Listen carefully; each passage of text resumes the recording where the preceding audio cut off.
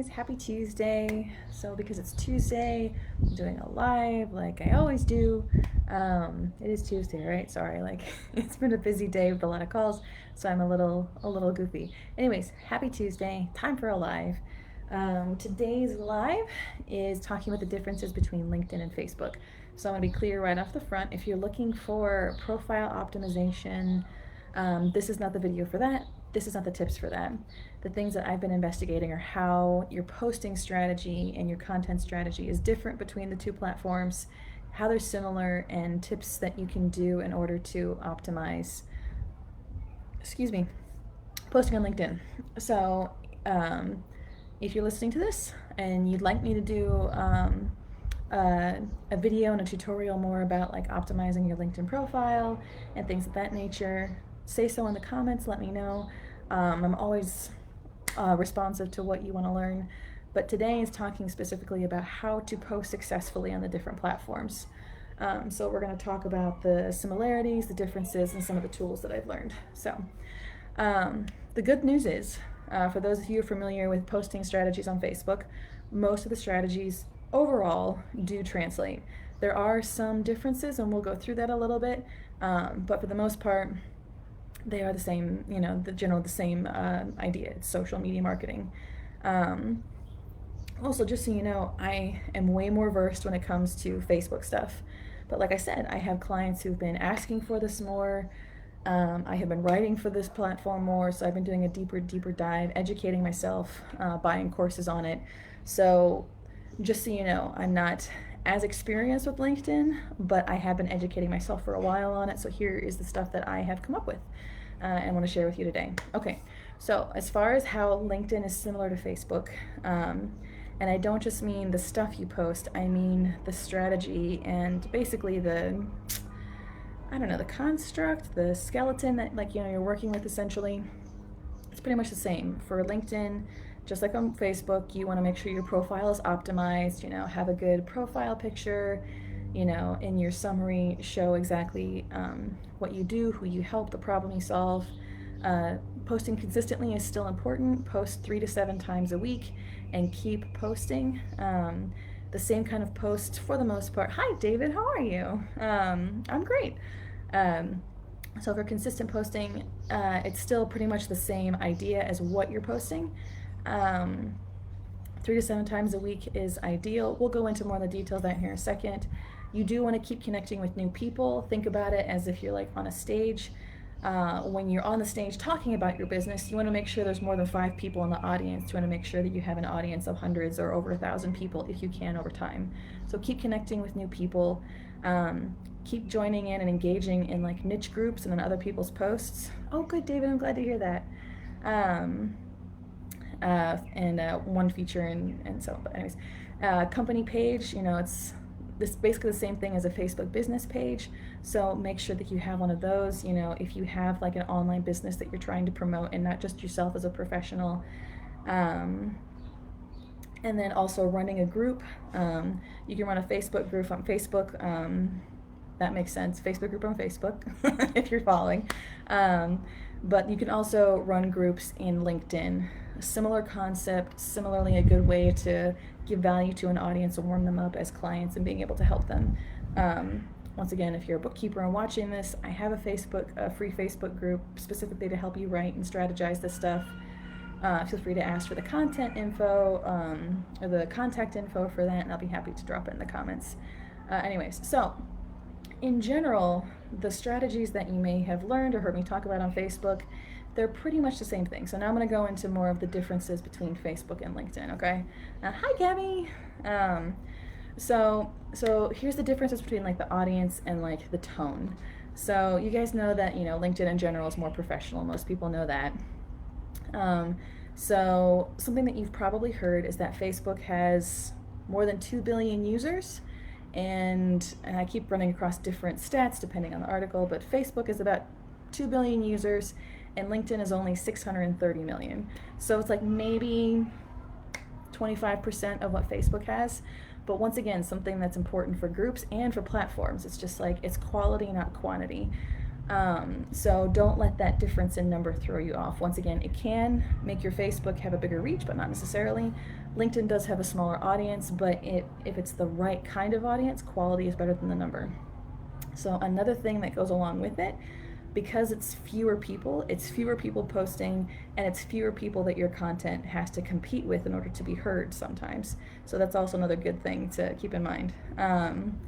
Here's another interesting thing. So on Facebook, of the people who visit, they're usually on it for 35 minutes every day. Now for LinkedIn, they're usually on it 17 minutes per month, okay? 35 minutes a day, 17 minutes per month.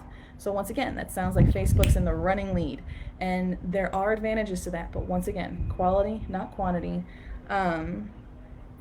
There's a quote I came across where it says, despite users not spending nearly as much time on LinkedIn, they're more likely to be in a buying mindset. So you may only go into, like, you know, I'm trying to think of like a store example. Like when I go to the Container Store, let's say. I don't go to the Container Store very often, but when I do, I have a specific thing in mind and I want to buy it. I'm not in there every day, you know, buying groceries, but when I go in, I know what I want and I'm in a buying mindset. And I think LinkedIn is more in that place. When you're on LinkedIn, it's usually for a reason. So on Facebook, the genders are more skewed. Facebook, it's usually much heavier female audience. LinkedIn, it's pretty split. It's pretty 50-50. Also because, and then like for age too, LinkedIn, it tends to be an older audience. So I came across a stat that says 80% of the LinkedIn audience is 35 or older. So Facebook skews to a younger audience. But for LinkedIn, for whatever you're writing, whoever you're reaching out to, they're usually at a higher age range.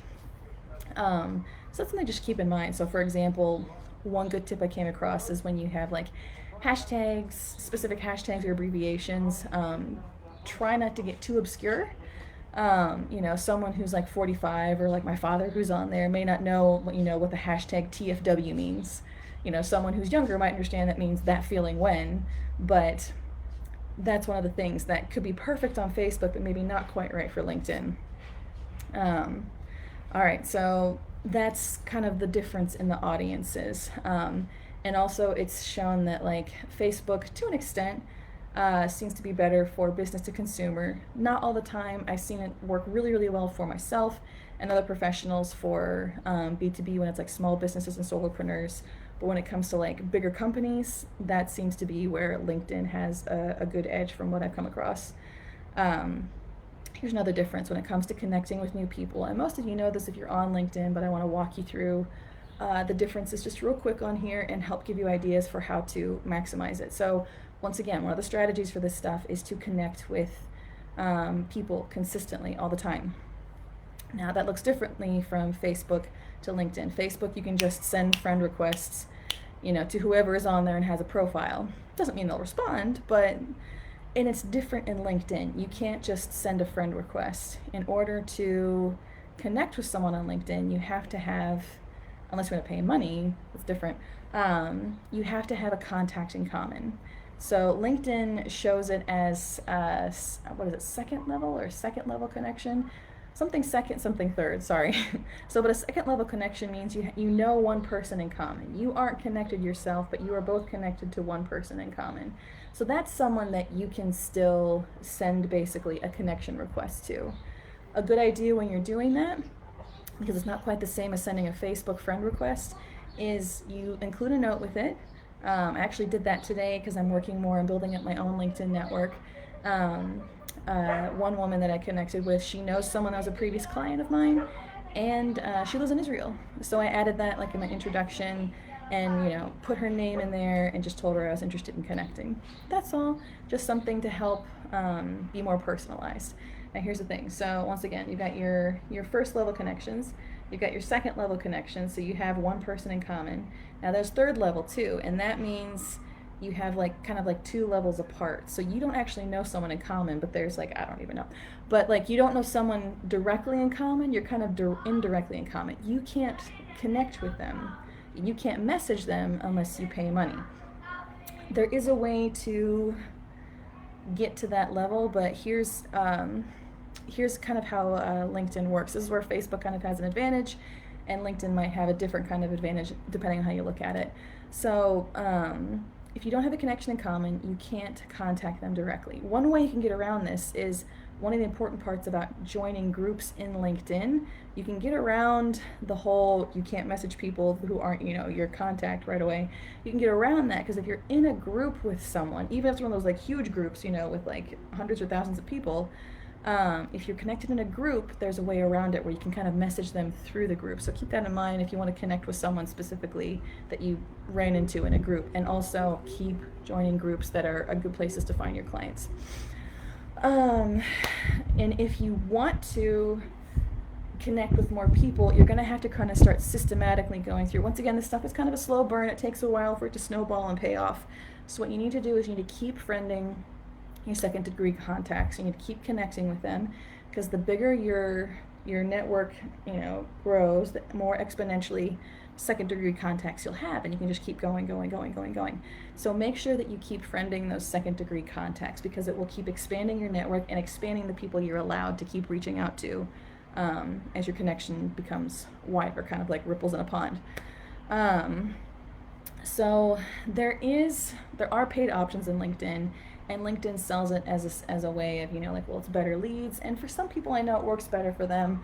But InMail is like their paid service for, it's basically a way to send very targeted cold emails just through their platform. You have to have a paid membership at a minimum of $30 a month. And then through that, you'd only get 5 of the InMail credits. You could also do Sales Navigator, but that's $80 a month. And then 20 of those InMail connections are included. So once again, sometimes I've heard stories of people who have used that effectively. And once again, this is where Facebook may have an edge because it's free, but LinkedIn may have the edge where it's just like you can get very tailored to it. You just have to pay for it. So anyways, so that is the difference between friends on Facebook and connections on LinkedIn, and how to grow your network in that way. When it comes to posting on Facebook versus LinkedIn, of course, Facebook is more social and light. With LinkedIn, and like I've always told you guys, post value content, post sales content where, telling what the problems you solve, contact me today, and engagement content, be personal, stuff like that. Keep doing that on LinkedIn, but I want you to skew it a little bit. So I want you to skew a little more towards sales posts and value posts. Please keep sharing about yourself, but try to make sure it's directly connected to your business. LinkedIn isn't really the place for you to talk about like your cats or your kids' gymnastic meet. It's not quite the platform for that. But you can talk about yourself, like you can share a story about what you've overcome in business, the education you've gone through, the things you've overcome. So you can share stuff about yourself, but it has to be more directly connected to your business when it's on LinkedIn. So one thing you can use, it's a feature that I've been playing around with. LinkedIn has this thing called content suggestions. So this is for if you're trying to come up with ideas of what to write, or what are your clients posting about on LinkedIn? What do they want to read? What's the traffic, going to as far as like topics? So LinkedIn has this thing called content suggestions. So if you go to your business page, click on it, and then look at the very top under where your name, your page name is, it should have something that says content, and then you can kind of play around with the settings and skew what industry you want to focus on talking to, what job level they're at. Are they CEO? Do you want to talk to interns? And there's lots of options there. And you can see the topics they've been talking about, the articles they've been posting, things of that nature. And that can help you come up with some good ideas that are relevant when it comes to what you're posting on there. Another important thing to do is make sure you use images. I've read articles on this. Updates that have a photograph, they get 5 times as many shares on average. And then also LinkedIn posts with images, they result in a 98% higher comment rate. So make sure that you're, hi Diana. So make sure that you're adding images to your posts. Informal selfies probably aren't as much the way to go here, but if you have like good professional portraits of yourself, or good you know, good pictures, good stock pictures from like Unsplash or things of that nature. Those would be good, but add an image to your post when you post. It gets attention, it gets engagement. So another thing that's different from Facebook, there are things called articles on LinkedIn. Articles are basically kind of a built-in blog post for LinkedIn. Now you want to take advantage of this. And if you have a blog on your website, listen up, this is a really good thing. So posts have a way of kind of like disappearing over time, you know, at least they get buried back, you know, like in the feed. That's why we have to keep posting this stuff all the time. Articles have a little extra thing. Articles get saved in your profile and on your business as kind of as blog entries. There isn't a feature like this on Facebook, and LinkedIn really wants this to succeed, so they're kind of like, they like it.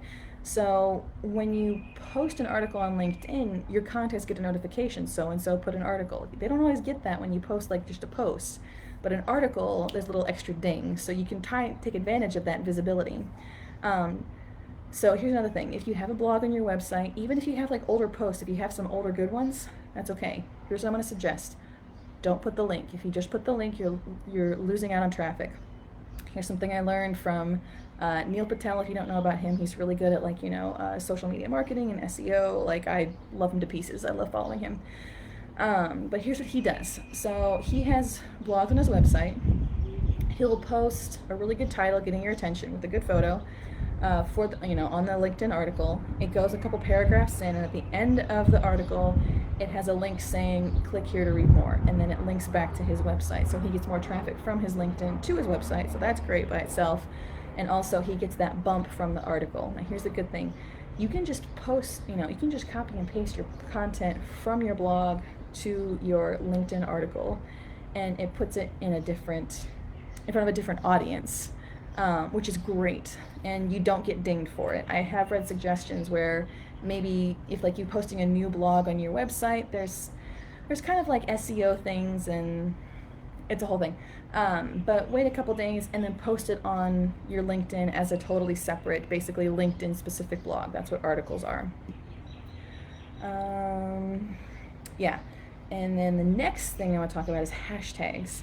So from what I've seen on Facebook, hashtags really aren't used that much. However, on LinkedIn, they can be a really powerful way to connect with people. So use hashtags, use them, you know, in the body of your articles if you can, because as long as your posts are public, make sure that you check that on your settings when it comes to LinkedIn. As long as your posts are set to public, if people go searching for that topic that you have a hashtag either in the body of your content or at the foot of your post, whatever, they can find your content that way. They can be linked back to your content.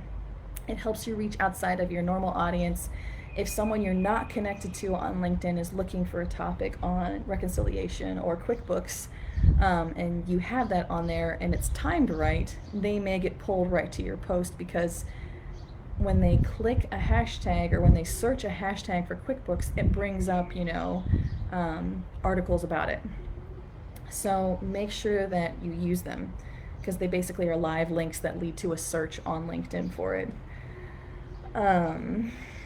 Also, something else to think about for the hashtags is like when you look at your homepage, you can see like on the right side of your profile, if you're following hashtags, you've got a hashtag feed. So if you think pretty strategically about what hashtags you include, you can, with any luck, pop up on someone's hashtag feed right there on their homepage. So it's because, once again, because it's LinkedIn, you kind of want to skew a little towards the more professional. Don't eliminate your personality, but try not to be super crazy. Just keep them professional, and then try and limit it to like 5 hashtags. That's for 2 reasons. One, it won't read very friendly and it won't come off right. Another thing is, if you put too many hashtags in there, LinkedIn is just like, okay, that's spam, we're gonna like bring that down, you know, in the algorithms. So try and, you know, 5 hashtags, if you pick the right, you know, ones, should be good. So you can make it a combination of like popular hashtags, and also like niche hashtags. So like when you're posting something, LinkedIn will give you little suggestions at the bottom for, you know, like maybe, you know, from what we read in your post, this should, you know, maybe you can add like copy editing as a hashtag, you know, that says it for me. So add a couple of like more like general ones like that, but also if you have a niche audience, try and find out what their preferred hashtag is. So sometimes, it's just like, okay, how do I talk to athletic girls? What hashtags do they use? And then like hashtag girls who lift may be a very good niche hashtag that that will help bring them in if they're looking for specifically that. So it takes a little bit of research to get it right, but once you have like a good collection, you can kind of pull from it and potentially do well from it. Okay, so something else I have as a suggestion from what I've been learning about SEO. There's, you've heard the word keywords before, I'm sure. So something to keep in mind when it comes to keywords is a couple of like shorter generic ones is fine, but try and do something that's more like what in SEO is called long tail keywords. So if someone's looking, you don't, say you say you're a car dealer, or a car parts dealer, you wouldn't just, people wouldn't just be looking for car parts or car parts salesmen or whatever.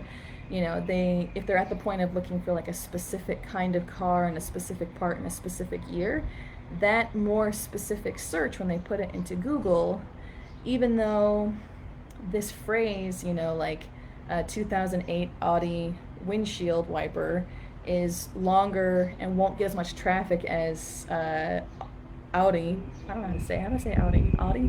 Anyways, even though more traffic it goes to Audi, if you sell windshield wipers and they are at that point where they're looking to buy it, that'll be more effective by the time someone comes to it. So, sorry, I totally nerded out on like SEO stuff there for you guys, but don't be afraid to make it a little bit longer, make it a little more specific. Once again, LinkedIn will give you information on keywords that have like more traffic. So it's just like, oh, I really got to include, like social media because it's got like, 100,000, followers for it. Well, remember, when there's that many followers, even if like it means there's so many other people posting stuff at that time that your post will just get washed out. So if you can find kind of a good sweet spot where it's a specific hashtag to your audience that doesn't get drowned out by too many other speakers, that's great. That's a great sweet spot. So yeah, anyways, hashtags, use hashtags. And then if you are using automation, when it comes to your hashtags, if you're using something like Buffer or CoSchedule, something that's posting for you, make sure that you double check your hashtags. Sometimes they don't transfer over when it comes to the automation. Something that I'll post in the comments here later. There is a way if you do want to do like ads or have InMail and try it out, if you haven't done that before, LinkedIn does offer a free $50 ad credit. So I've come across links for that. I can share those with you here. And also if you want to learn more about LinkedIn strategies and advice, LinkedIn also has a blog, so blog.linkedin.com. That's it. And you can find more information if you have questions about like how to present certain things on LinkedIn. So once again, if you are already familiar with posting content on Facebook, or if you have like the content calendar that membership that I have, you can use that content on LinkedIn. There's just a little bit of differences here and there, but you can still use most of the same principles and be very successful getting your message out there, getting connected, expanding your network and your visibility. So that's what I have for LinkedIn today. Once again, I just launched a $97 a month content membership. If you feel like you need help with social media posts and you aren't writing them and you gotta have them, talk to me. I've got every week I come out with a week's worth of new posts. You can sign up for the membership and access whatever I've got. And if you have any other questions about LinkedIn or anything like that, of course I want to help. I'm all about helping you through social media. So all right, it is, what time is it here? It's almost 5 o'clock here, so I'm going to basically punch out for the day. I hope you guys have a beautiful Tuesday. It's absolutely gorgeous here. And I will talk to you guys soon as always, all right? I'll talk to you later. Bye.